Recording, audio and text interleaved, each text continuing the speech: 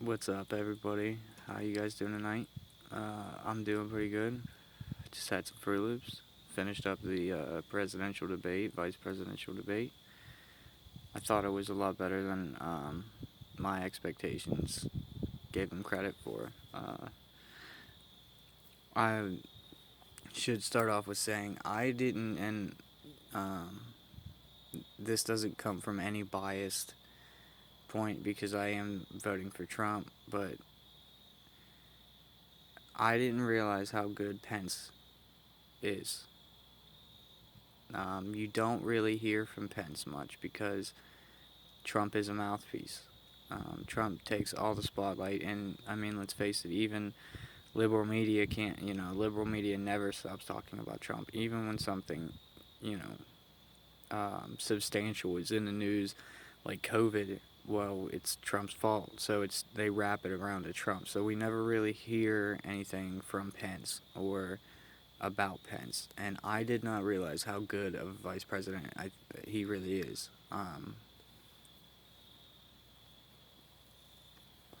He's really very educated and speaks with clarity and speaks on point, and I think that's a good balance for Trump. Trump tends to go off a little bit, whereas, Pence, like I said, stays on topic. He's very poignant and very center, center focused kind of guy. So I think that plays out for Trump, and I think that was a smart move for him to have him as his VP. Everything that Trump does is a business move. It's a chess move, and while the media and the Democratic Party seems to be playing a whole different game of checkers, you know, Trump is just in a different fucking ball field. Enough with the sports references. So, um, one funny part of the debate is when the moderator says Kamala Harris rather than Senator Harris, and um, Kamala Harris says, "That's okay, I'm Kamala Harris," and the moderator immediately says, "No, you're Senator Harris to me." Um, that I'm not sure if it was meant to be disrespectful, but it sure did come off as disrespectful. And that was pretty good. Um, I mean, I'm sure it wasn't. I know that this woman works for USA Today, which isn't the most. Damn, dude, my fucking hair is not working out for me right now. I know that she works at USA Today, so I don't know how credible she is. I don't know much about her. Uh, but that was a funny moment. But overall, I think that the moderator did an alright job, especially dealing with um, such a hostile debate, um, such a hostile presidential debate. Like, my wife and I were watching it, and she said, I don't ever remember debates being like this. Like, um, she said, they should let these people talk about these issues. I've never seen a debate that was like this. I don't remember them being like this. And I said, they weren't. Um, this is a very volatile uh, campaign. Both sets of campaigns are very volatile. The ballot is volatile itself. So I've said it before. We've never seen a presidential um, race such as this, and we've never seen a president like Donald Trump. Um, being that he is a businessman rather than a politician. And I get a lot of hate all the time from people that just like, scroll past these videos that I make, and, you know, they never seem to bring fact. It's always on emotion or immediately I'm told that I'm a white supremacist or that I support white supremacy. And it's like, Pence said it best tonight. You're entitled to your opinion, but you're not entitled to your own facts.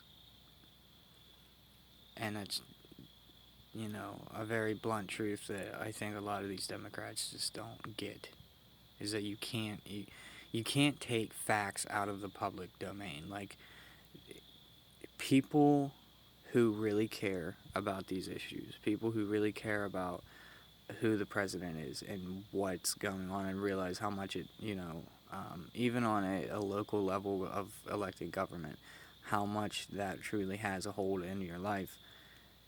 These people do research. So you can't withhold facts from people, because people go out and find the facts themselves. It doesn't matter how big your platform is, CNN. It doesn't matter how big your platform is in a fear-mongering sense, Fox News.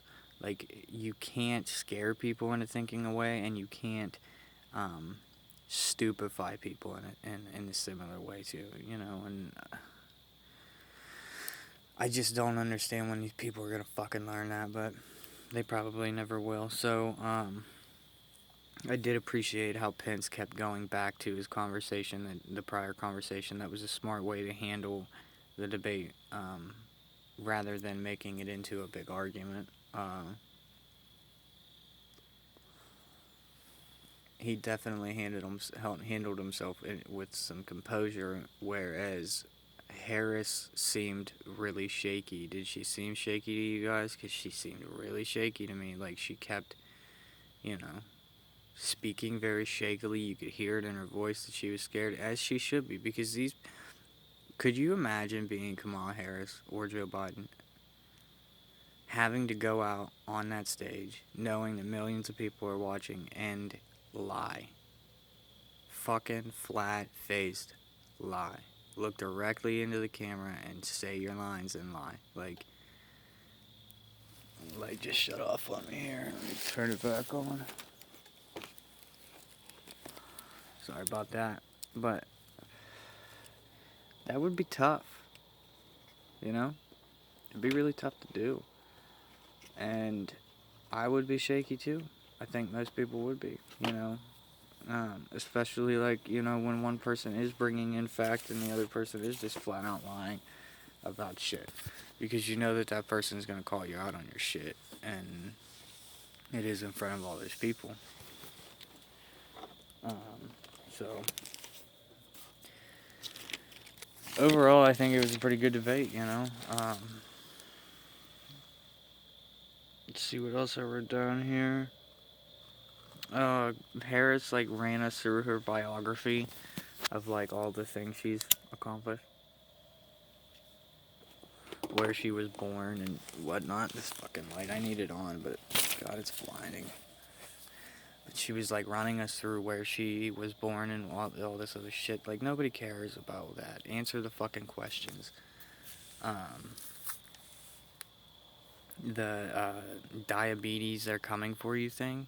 They're coming for you. They're coming for you. She did the same shit that Biden was doing with speaking directly into the camera and speaking to emotion rather than trusting that people can think for themselves. The entire Democratic campaign for this election is based, and the prior election, is based on emotion, fear, fear-mongering, and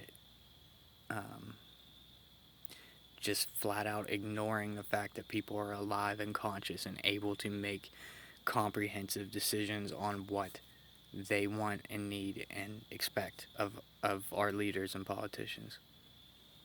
And it's gross, which is why they're losing. Which is why you see all these people now that are leaving the Democratic Party, because there is no Democratic Party. It is only the far left now. And I think that Harris really, really exposed that herself. And I think that's why she was so shaky. Because you can't get away with it forever, man. You dig holes under people, you're going to fall in holes eventually.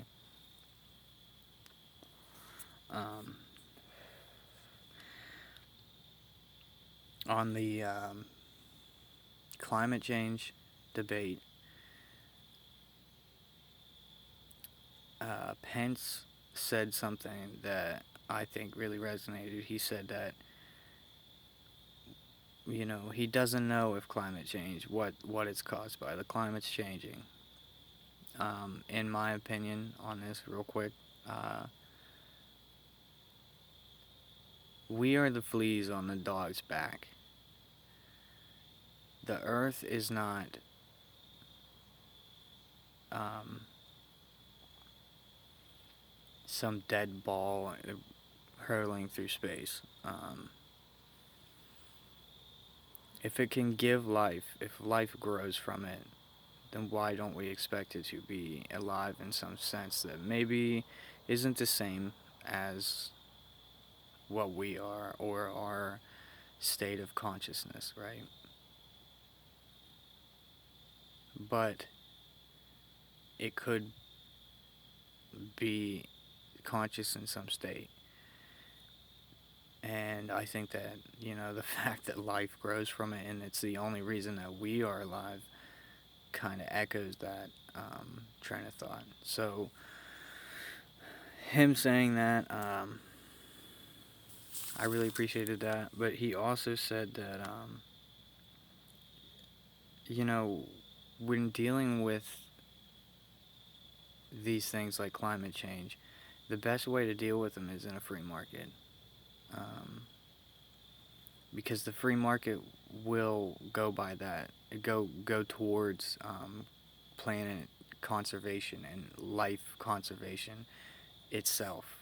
You don't have to be in charge of that. You don't have to guide it that way. It will guide itself that way because people are good people. I mean, I think most people want to keep the earth clean. I know that there's some assholes out there, but I think it's a lot of the times it's younger generations that are coming up that haven't hit that age of reasoning yet or age of wisdom in some sense where they don't care. I didn't fucking care really as a teenager. I didn't litter as a teenager. I was totally against it. But even then, like, that proves my point more. Like, people are conscious. People want to preserve life. People want to preserve the planet the way it is. So a free market will go that way by itself. You don't have to guide it. You don't have to hold the people's hand. The people will um, fix these problems themselves if you allow them to. It's when you start to put walls up put walls up around the ability for people to do that where it becomes an issue. Um, like the Green New Deal, like where you're basically forcing it all at once, where over time this will happen if you just let it happen. And we're not all gonna die. You can wake up every day and there's gonna be a new way that everybody's gonna die. Like, climate change is just one of those things. It's just one of those ways that everybody's gonna die today on CNN. And I think it's just a kind of a played out topic. I think most people realize what the truth is about the planet, and what the truth is about us, or what the truth is about, or what their truth is about us. Or, I think people are pretty fucking awake, man. And all this political conversation over the past 4 years has definitely woken people up to what is really going on, we are in power here. We can choose who we want in office to support what we want and what's the best. And I think that a lot of people have been taking advantage of that for a long time, and now they don't want to lose that power, and it's scaring the shit out of them. So they're making a bunch of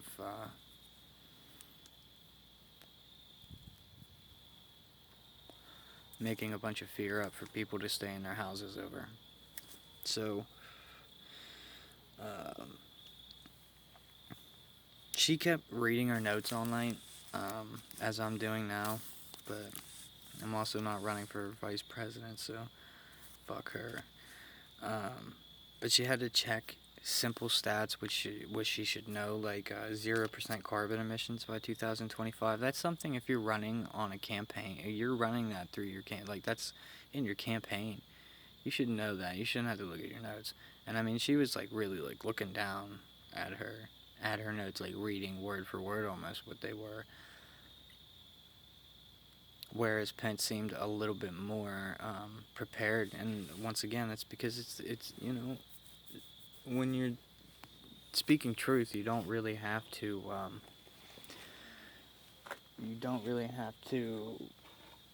make it a point, you know, to say the truth.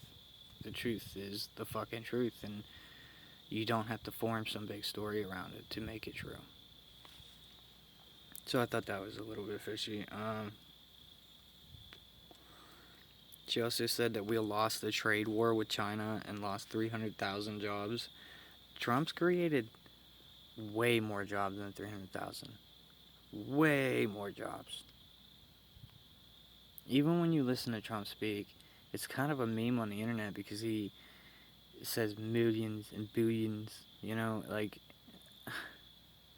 Trump talks in big numbers. 300,000 jobs is a lot of jobs.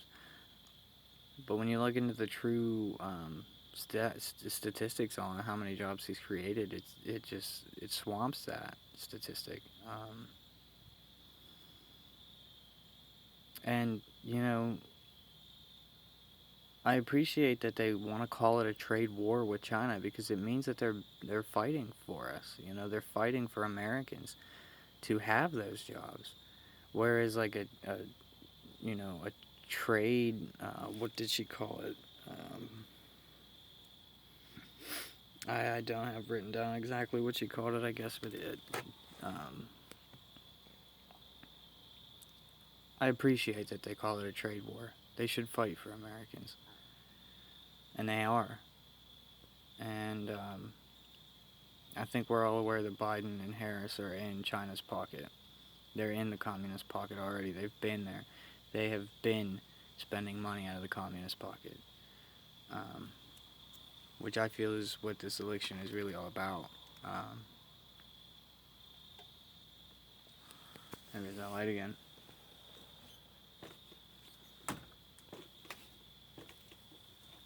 So, yeah, I don't know. Overall, I really like the debate. I don't know that I have too much more to say about it. It's pretty late. I'm tired. I might come back to this tomorrow and kind of zone in on some of the things that I really appreciated about it. There's a kitty here.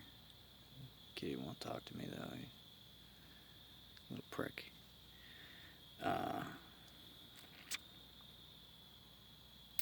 The China thing, she said,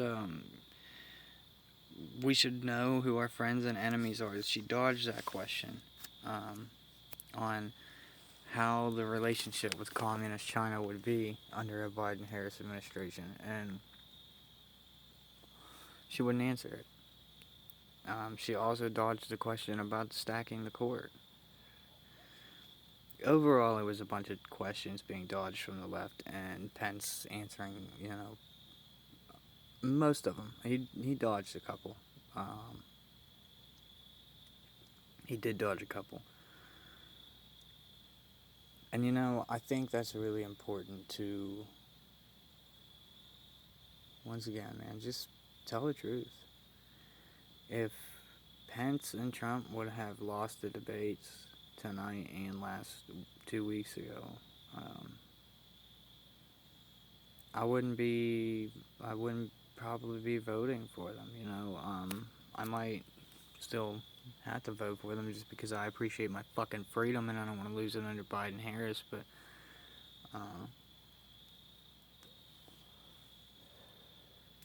if they would have lost the debates, I would speak to that.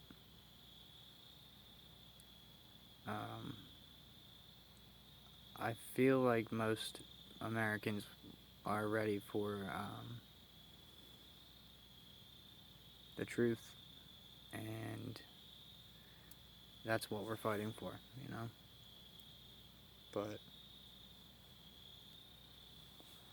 I could be wrong. Everybody could be a bunch of dead fucking brain zombie pieces of shit that don't care about any of this. And in the end, maybe I'm just sitting on my porch talking to my phone.